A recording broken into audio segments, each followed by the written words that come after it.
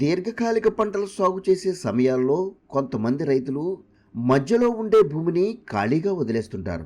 దీనివల్ల రాబడి తగ్గడమే కాకుండా పంటలు లేని ప్రాంతాన్ని నేరుగా సూర్యరశ్మి తాకి భూమిలో పోషకాలు నశించే ప్రమాదం ఉంటుంది.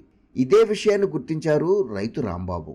ఈ క్రమంలో తను సాగు చేసిన మామిడిలో అంతర పంటలు వేసుకొని అన్ని విధాలా ప్రయోజనం పొందుతున్నారు.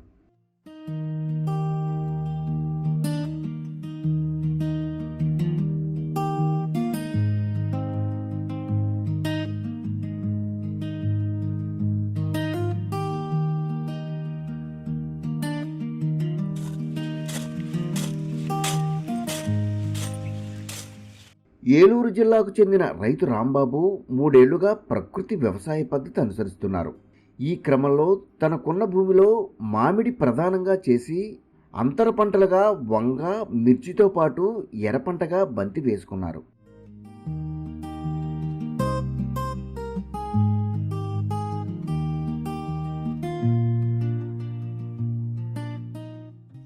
అందరికీ నమస్కారం అండి. నా పేరు కోమరపు రాంబాబు.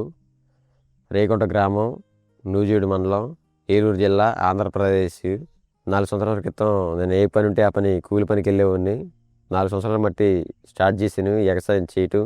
అది మామిడి మొక్కలో 70 సెంట్ల పొలం. దీంట్లోనే గుత్తి వంకాయ కానీ మామూలు వంకాయ కానీ పండించుకుంటున్నాను. మిరప పంట 2 సంవత్సరాలు వేసాను. చేసిన తర్వాత పురుగు మందులు అవి వాడాను. తెగుళ్ళు రావటం జరిగింది. వైరస్కి రకరకాల మందులు వాడాను, అయినా అది కంట్రోల్కి రాలేదు. దాన్ని ఆపేయటం జరిగింది. మిర్చేసి నష్టపోయిన తర్వాత వంగ తోట వేయటం జరిగింది. ఈ వంగేసిన తర్వాత ప్రకృతి వ్యవసాయం చేయటం జరుగుతుంది. వీటిని పురుగుల నుంచి రక్షించేందుకు జిగురు అట్టలు ఏర్పాటు చేసుకున్నారు. అదేవిధంగా సాగులో బోదెలు ఏర్పాటు చేసుకొని అవసరమైన సమయాల్లో పక్కాగా నీటిని అందిస్తున్నారు. ఈ నల్లదోమ తెల్లదోమ ఉండటం వల్ల ఆ పుష్పాట్లో కట్టడం జరిగింది. దానివల్ల ఆ దోమ అనేది కంట్రోల్కి వచ్చింది. ఈ అట్ల పెట్టడం వల్ల నల్లదోమ తెల్లదోమ రెక్కల పురుగులు ఈగలుండా దానికి అతికిపోయి చనిపోవటం జరుగుతుంది.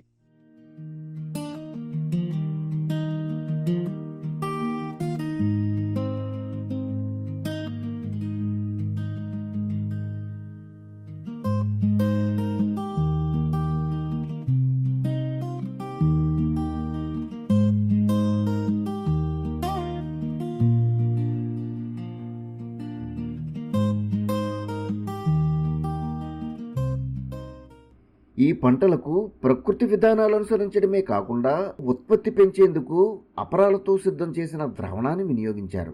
దీని తయారీలో భాగంగా ముందుగా అపరాలను నానబెట్టుకున్నారు. వాటికి మొలకలు వచ్చిన తరువాత మిక్సీలో వేసి మెత్తగా వచ్చిన పిండిని వడకట్టుకున్నారు. ఈ విధంగా సిద్ధమైన ద్రావణాన్ని నీటితో కలిపి పంటలకు పిచికారీ చేసుకున్నారు.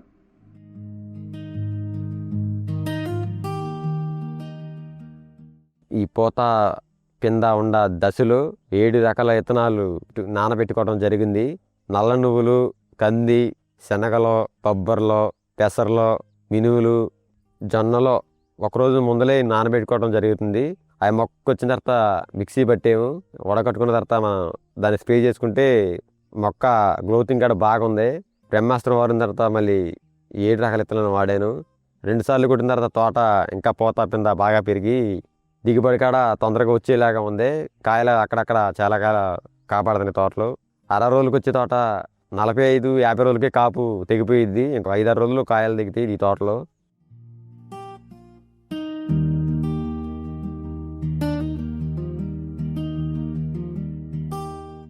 ఈ నవధాన్యాలు వేసిన తర్వాత దున్నేసి మళ్ళీ వంగవేయటం జరిగింది.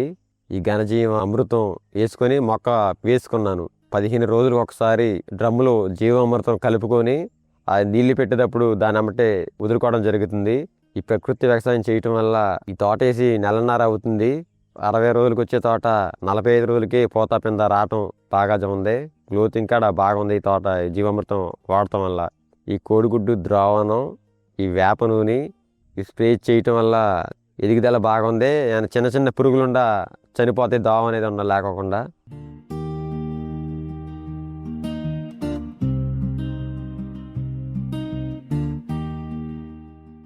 సాగులోని అన్ని పంటల నుంచి మెరుగైన దిగుబడులకు అవకాశం కలుగుతోంది. వీటిని స్వంత అవసరాలకు వినియోగించి అదనంగా లభ్యమైన వాటిని విక్రయిస్తున్నారు. గత సంవత్సరం వ్యవసాయం చేయటం వల్ల నాకు 80,000 ఆదాయం బాగా కనపడింది.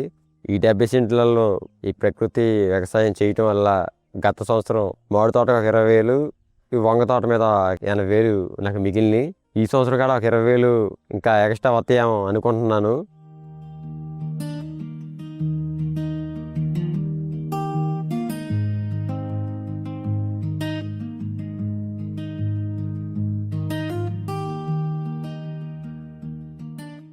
పురుగు మందులు వాడినప్పుడు వారానికి 1,000 రూపాయలు అయ్యేవి.